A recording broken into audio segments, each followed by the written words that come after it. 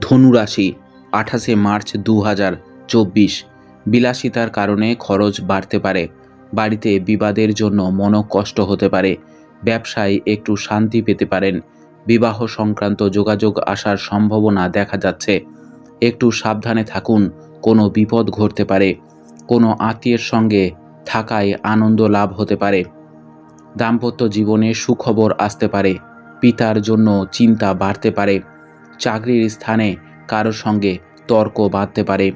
সম্পর্ক পাওনা আদায়ের ব্যাপারে একটু বাধার সামনে পড়তে হতে পারে। পরিবারের সকলের ব্যাপারে সাবধানে থাকুন।